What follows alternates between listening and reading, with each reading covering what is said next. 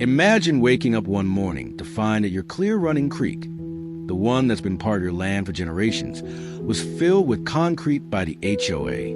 They thought they were protecting property values, but what they didn't realize was that my creek was the only drainage keeping their million-dollar homes from sinking, and when I stopped it, their fancy neighborhood turned into a swamp overnight.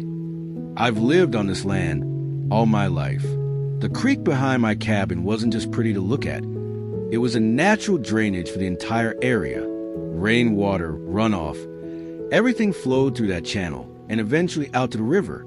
My family always kept it clear because we knew how important it was. Without that creek, the ground would flood in weeks. But when the HOA formed down the road, they had other ideas. They saw my creek as unsightly. Karen, their president, called it a ditch and complained it lowered their property values. I laughed it off at first. After all, who complains about a natural creek? But then one afternoon, I came home and froze.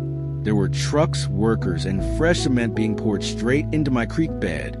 They were filling it in, covering it like it was some pothole in a parking lot.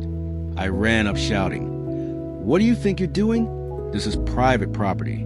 One of the workers shrugged and said, "HOA's orders." I couldn't believe it.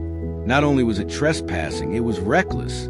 Without that creek, all the rainwater from their side of the development had nowhere to go. I called the HOA immediately, and Karen smugly told me, "We're solving the neighborhood's image problem. Your ditch is gone, and there's nothing you can do about it." Oh, but there was. See, while they thought they were fixing an eyesore, they were actually plugging the only drainage their neighborhood depended on. I didn't lift a finger after that. I didn't even try to clear it. I just sat back and let nature take its course. The first heavy rainstorm hit a week later. At first, it was just puddles. Then it was soggy lawns. Then it turned into small ponds forming in front yards. Within a month, those million-dollar homes had water creeping up driveways, basements flooding, and backyards turning into wetlands. Their so-called luxury lakeside community looked more like a swamp reserve. The HOA panicked. They demanded I come fix their problem. I told them, "It's not my problem anymore. You destroyed my creek. You plugged your own lifeline. Now you're dealing with the consequences."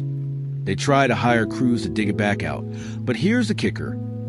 Once concrete sets in a natural waterway, you can't just shovel it away. They would have needed permits, heavy machinery, and environmental clearance. And when the county inspectors got wind of it, they slapped the HOA with massive fines for illegally interfering with a natural